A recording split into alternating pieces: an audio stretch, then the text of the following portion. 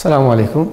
من ماموستا محمد مهدي وهاب لقطابخاني أوزخاني بنريت تركماني قرآنم ماموستای زمانی ترکیما وانه یکم با پولی صفی نوی بنردی. Ben Muhammed Mehdi Vahap 9. sınıf Türkçe öğretmeniyim. Türkmen Oğuzhan Okulu'nda öğretmenlik yapıyorum. Bugün de 9. sınıftaki bulunan konuları ikinci sömestr, ikinci mevsimin konularını tekrar gözden geçirip okuyacağız. En başta kitapta olduğu gibi bizde ne vardı?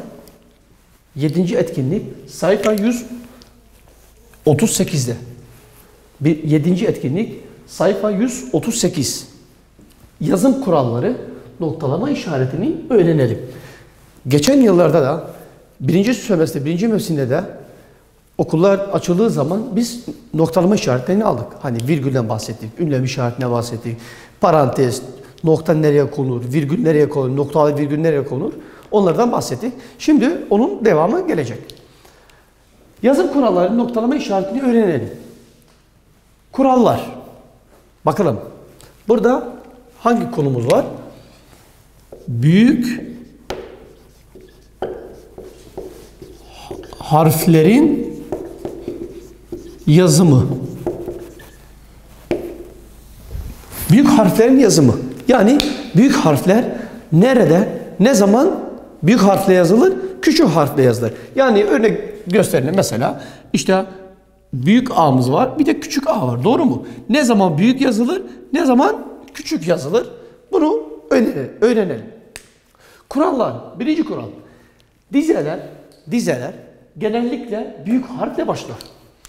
Yani bütün dizeler, örnek veriyorum. Mesela herhangi bir örnekte en baştaki harfimiz büyük harfle yazılması lazım. İkinci, özel adlar büyük harfle başlar. Öyle özel adlar, yani benim gibi Muhammed, Ahmet, Ali, Hüseyin, Osman, bu isimler mesela Erbil, Irak, İstanbul, Ankara, bu tür adlar, özel isimler büyük harfle başlar. Belirli bir tarih bildiren ay ve gün adları. Bak, ay ve gün adları büyük harfle başlar. Ay ve gün adları nasıl başlar? Cümlenin ortasında da olsa, sonunda, başında da olsa bunlar büyük harfle başlar. Örneklere bakalım. Neil Armstrong 21 Temmuz 1969'da ayak basan ilk insan olmuştur. Bak, Neil Armstrong. Ne yaptık? Cümlenin en başında büyük harfle yazdık. Armstrong nedir? Büyük harf. İsim olduğu için. Şurada da aynı İngilizcesi, Türkçesi var. Bir de 21 Temmuz mesela bak. Ne dedi bizde? Cümlenin en başında dizeler genellikle büyük harfle başlar. Tamam. Başladı. Özel adlar büyük harfle başlar. Tamam. Özel ad, bir de iki özel ad. İkisi de büyük harfle başlamış. O da tamam. 21 Temmuz. Belirli bir tarih bildirir. Ay ve gün. Bak. Ay ve gün. Gün 21 Temmuz. 21. Onu biliyoruz. Temmuz'u alalım. Temmuz. T harfine bakalım. T harfini ne yaptık? Büyük harfle yazdık. 1969'da ay. Ay özel bir isim olduğu için büyük harfle yazdık. Ayak basan ilk insan olmuştur. Bu birinci örnek. İkinci örnek. Yine Necip Fazıl Kısakürek eserlerinden, şiirlerinden bir parça. Bak ne diyor? Ne hasta bekler sabahı. Bak ne. Ne kelimesi şurada nedir? Dizeler dedik, nasıl başlar? Büyük harfle başlar. Ne taze ölüyü mezar. Bak yine ne yaptık? Büyük harfle başladı. Ne de şeytan bir günahı. Yine büyük harfle yazdık. Seni beklediğim kadar. Bak yine ne yaptık? Büyük harfle yazdık. Üçüncü örneğimiz komşumuzun kızı Zeynep abla. Bak komşu büyük harfle olması lazım. Abla ödevlerimi yaparken bana yardım eder. Bak komşu büyük harf. Kızı Zeynep. Zeynep de özel isim olduğu için ne yapmamız lazım?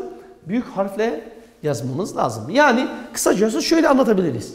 Bir, dizeler, cümleler her neyse başladığı sözcük, kelime ilk harfi büyük olması lazım. Özel adlar büyük harfle başlar. Özel adlar baştaysa, ortadaysa ya da sondaysa ilk harfi büyük olması lazım. 3. Belirli bir tarih bildiren ay ve gün adları büyük harfle başlar. Yani bir tarihimiz var. 21 Temmuz gibi. Temmuz yazdığımız zaman cümlenin sonunda, ortasında ya da başında yazdığımız zaman T harfi, Ağustos olsun, Kasım olsun, bunların ilk harfi nasıl başlar? Büyük harfle başlar. Güzel. Gelelim bir başka bir noktalama işaretine arkadaşlar.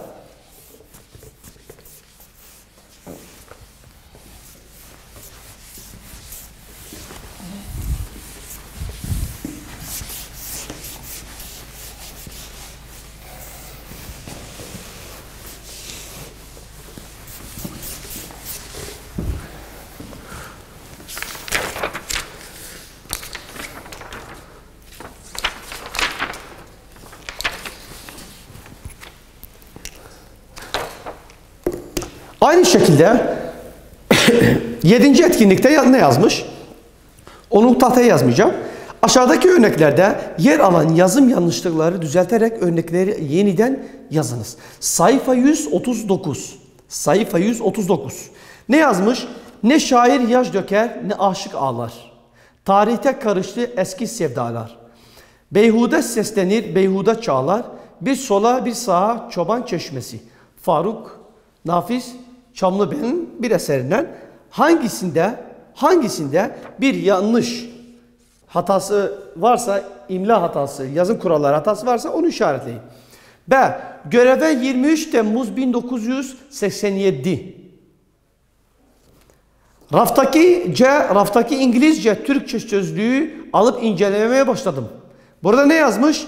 İngilizce Türkçe. İngilizce özel isim olduğu için, ad olduğu için büyük harfle yazması lazım.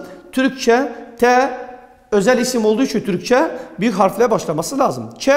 Arkadaşımın babası Avrupa'da 2 yıl kalmış. Bak Avrupa özel ad isim olduğu için A büyük harfle yazılması lazım. D. 1000 atlı akınlarda çocuklar gibi şendik.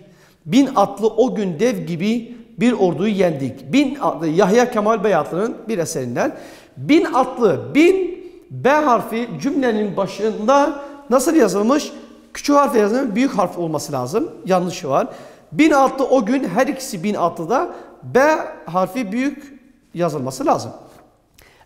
Okullar bu yıl 19 Eylül pazartesi günü açılacakmış diye yazıyor bu cümlede. 19 Eylül. Eylül nasıl yazılmış orada? Eylül küçük harfle yazılmış. Eylül tarih, ay bildiren olduğu için onlar büyük harfle yazılması lazım. Şurada bir başka aynı konuya dengeleyelim. Yazım kurallarına noktalama işareti. Bu sefer sayfa 149. Sayfa 149'da ne yazılmış? Kısa çizgi. Bak, etkinliği kaldıralım. Sayfa 149'da yazım kuralları, noktalama işaretini öğrenelim. Orada büyük harflerin yazımını öğrendik. Şimdi kısa çizgi. Kısa çizgi. Hani şöyle bir çizgi var ya, o kısa çizgi. Ne zaman nerede kullanıyoruz mesela? Şurada şöyle kural diye kuralları yazalım. Kuralları yazalım. Birinci. Bakalım kısa çizgi, şu kısa çizgi nerede ne zaman kullanılır? Bir, dil bilgisinde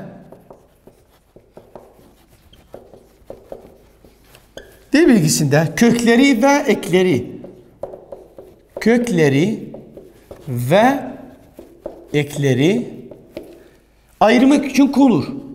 Ayırmak için konur. Bak ne diyor? Dil bilgisinde kökleri ve ekleri ayırmak için konur. İkinci, Aynı şekilde dil bilgisinde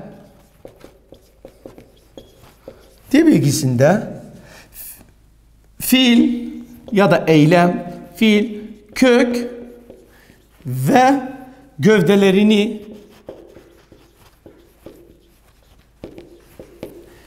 göstermek için konur.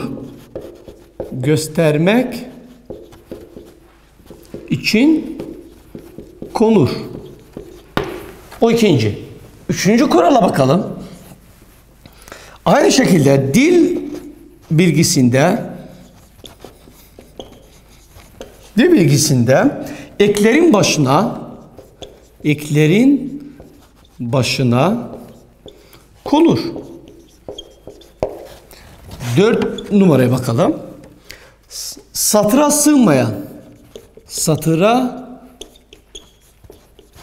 sığmayan bunlara örnekler yazacağız. Örneklerde açıkladığımız zaman ne anlama geldiğini bilirsiniz, anlarsınız. Sığmayan kelimeler ya da sözcükler bölünürken satır sonuna konur. Satır sonuna konur. 5'e bakalım. Kelimeler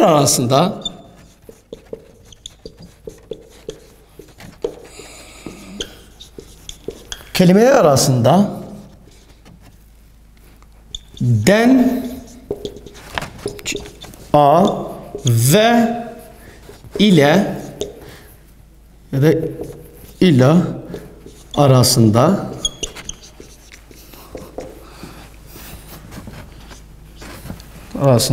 anlamlarını şurada şöyle yazalım.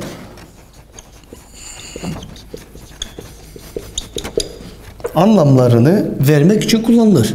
Anlamlarını vermek için kullanılır. En sona bakalım. 6. kurala bakalım. Heceleri göstermek için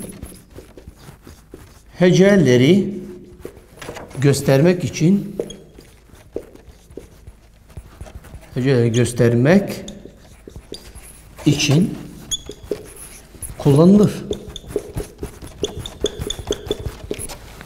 Şöyle burada kısa çizgiden bahsediyoruz. Kısa çizgi. Hani şurada bir böyle çizgi var. Kitaplarda görüyoruz. Kurallar. 1. Dil bilgisinde kökleri ve ekleri ayırmak için konur. Ne diyoruz?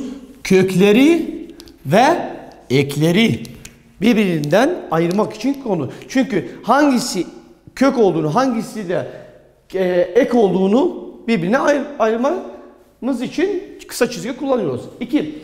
Dil bilgisinde fiil ve kök gövdelerini göstermek için konur. Hangi fiil hangi eki almışsa onu göstermek için koyuyoruz. Dil bilgisinde eklerin başına konur. Dil bilgisinde neyin başına? Eklerin başına. Hani şurada gösterdik ya, dan eki, bak şu kısa çizgi şunu ifade ediyor. 4. Satıra sığmayan kelimeler bölünürken satır sonuna konur. Yani bir cümlemiz var. Şöyle bitiyor mesela. Şurada bir parça kalıyor. Bomboş kalıyor. Oraya ne yapıyoruz? Şuraya bir çizgi bırakıp şöyle devam ediyoruz. Yani bu kelimenin devamı aşağıdaki satırda sığdırıyoruz oraya. 5. Kelimeler arasında dan, den, a ve ila arasında anlamlarını vermek için kullanılır. Şimdi onu yapacağız, söyleyeceğiz. 6. Heceleri göstermek için konu. Hecele mesela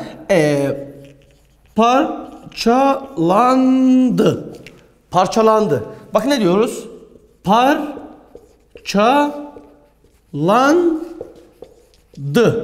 Şu çizgileri görüyor musunuz? Şu çizgiler ne ifade ediyor? Kurallar. Yani kısa çizgi kuralını. Yani ne yapacağız? Eğer bir kelimeyi, bir sözcüğü hecelere bölüyorsak ne yapacağız? Böyle kısa çizgilerle birbirinden ayırt edeceğiz. Şimdi şöyle şuraya bakalım. Örnekler verelim. Örneklerle gösterelim. Şu konu hangisine ait olduğunu bir bakalım. Mesela şurada ne var? Yazalım şuraya. Örnekler.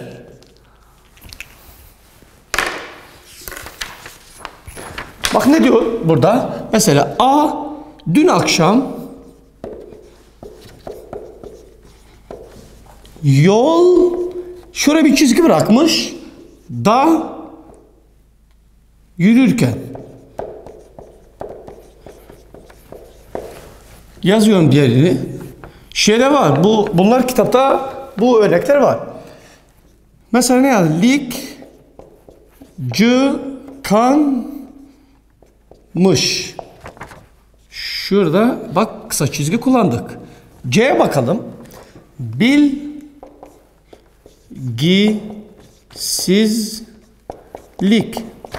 Şurada kısa çizgileri vurguluyoruz. Gelelim derine. Kerkük. Bir çizgi bırakıyor bak. Erbil yolu. D'ye bakalım.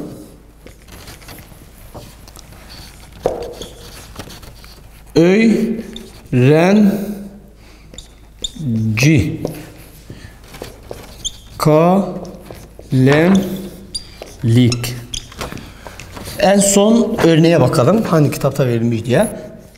Pişir. Şurada bir çizgi. Bul. Şurada bir çizgi. Şu örnekler hangisine? 1, 2, 3, 4, 5, 6. 6 kural var.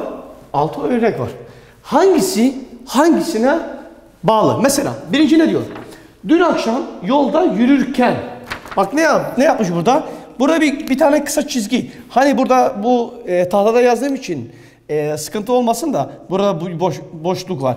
Ama bu boşluk yolda, yani burada bir boşluk kalmadığı için burada devam etmiş. Ne dedik burada? Mesela dördüncüye bakalım. Satıra sığmayan kelimeler bölünürken satır sonuna konur. Yani bak buraya sığmamış, hemen bir çizgi bırakıp şuraya geldik. Yani bu ne olması lazım? 4 numara. 4 numara ne diyor burada? Satıra sığmayan kelimeler bölünürken satır sonuna konur. Gelelim B. Mış. Üçüncüye bakalım. Dil bilgisinde eklerin başına konur. Bak ne diyor? Dil bilgisinde eklerin başına konur. Hani var ya mesela lık, lik, luk, lük. Mesela dan, den, a, hani şu çizgileri koyuyoruz ya. Bunların başına konur. Yani 3 numara cevap. C'ye bakalım. Ne yazmış? Bilgisizlik. Bilgisizlik. Birinciye bakalım. Dil bilgisinde kökleri ve ekleri ayırmak için kullanılır. Bak. Fiil kökü. Sizlik. Ne yaptık bunları? Birbirlerine ayrı yazdık. Ayırdığımız zaman da kısa çizgiler kullanıyoruz. Yani 1 numaralı kurala ait. Gelelim Ç. Kerkük Erbil yolu. Kerkük Erbil yolu. Gelelim 5'ince bakalım. Kelimeler arasında den, a ve ila arasında anlamlarını vermek için kullanılır. Bak Kerkük bir çizgi bıraktık. Erbil yolu. Yani mesela işte iki tarafın yolu. Mesela Süleymaniye Doğuk yolu diyoruz mesela. Öyle atıyor mesela. Doğuk Zaho yolu mesela atıyoruz. Öyle bir kısa çizgi var. O kısa çizgiyle belirtmek zorundayız. Yani bu da 5 numaralı kurala ait. D'ye bakalım. Öğrenci kalemlik. D ne diyor? Burada 6. heceleri göstermek için kullanılır. Heceleri ayırmak için. Bak bir çizgi bıraktık. Parçalıyoruz. Ren parçaladık. C, K şurada bir çizgi olması lazım. Lemlik. Yani bu kuralda 6.'ya ait olması lazım. En son örneğimiz pişir bir de bul. Hani pişir ne diyoruz burada? Pişirmek. Bu makmeki yazmamamız için ne yapmak zorundayız? Bir kısa çizgi burada bırakıp Yani bunun devamında bu bir fiil olduğunu, mek eki olduğunu göstermek için, yani bu da 2 numara kurala ait olduğunu belirtmek zorundayız. Bunları kısa çizgiyi aldık, büyük harfleri aldık. Şimdi gelelim tırnak işareti. Ne zaman tırnak işaretini kullanacağız?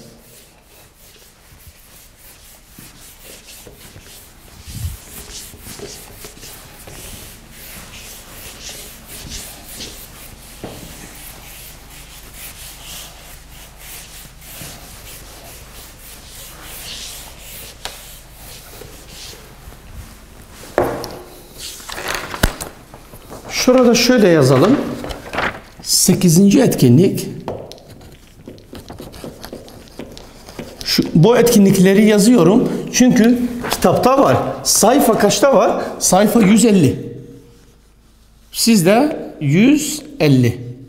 Sayfa 150'de bu soruların cevabı var. Tırnak işareti.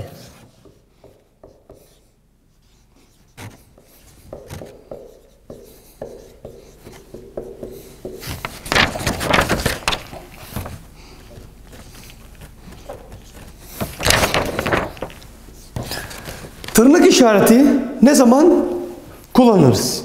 Kural. Mesela şurada bir kural var. O kuralı yazalım biz.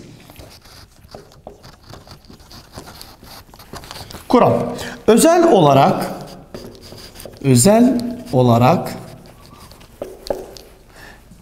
belirtilmek istenen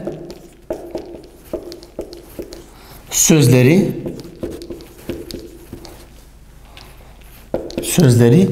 tırnak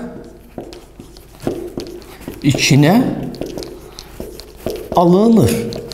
Ne diyor burada? Özel olarak belirtilmek istenen, yani bir kelimeye, bir sözcüğe vurgu yapmak istediğimiz zaman orayı, hani diyoruz ya, altını çiziyoruz. Oraya tırnak işaretiyle bunları belirtiyoruz. Örnek yazalım şuraya. Mesela sizde mi özgürlük kavramını aynı şekilde açıklıyorsunuz.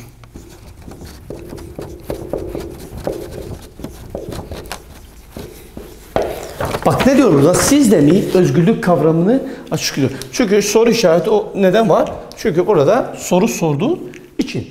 Burada neyi yapıyoruz? Bak şuraya bakın. Tırnak içine alıyorum bunu. Niye bunu tırnak içine alıyoruz?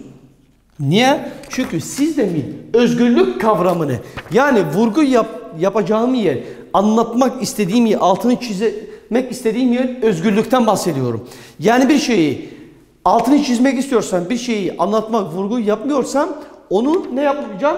Tırnak işareti içinde onu belirtmek zorundayız. Özgürlük kavramını aynı şekilde açıklıyorsunuz. Diğer bir cümleye bakalım aynı şekilde. Yıllardır, şu ikinci cümle, yıllardır Varlık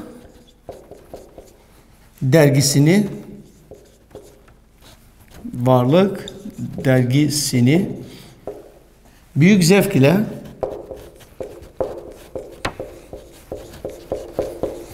okurum.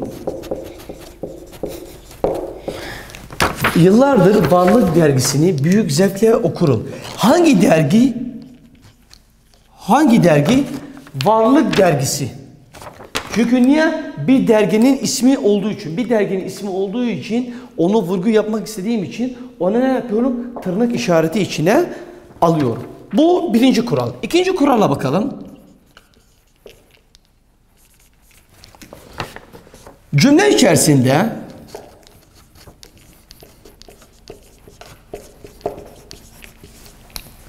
kitapların, yazıların isimleri ve başlıkları tırnak içine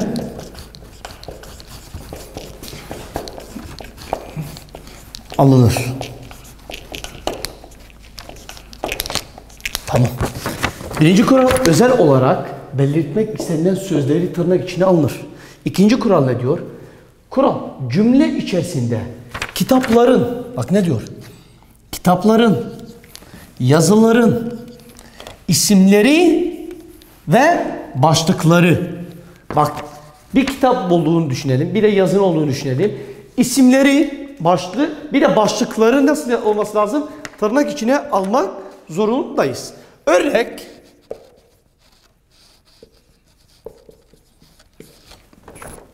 mesela Leyla ile Mecnun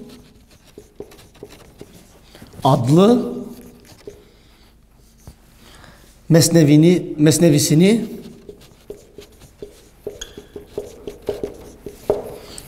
1535'te kaleme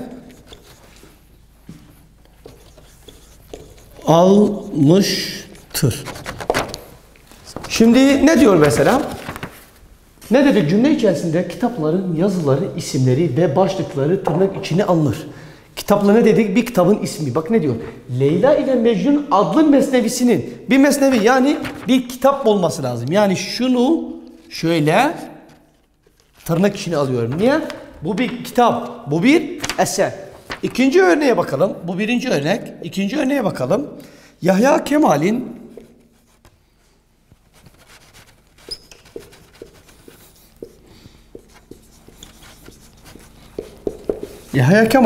bazı şiirleri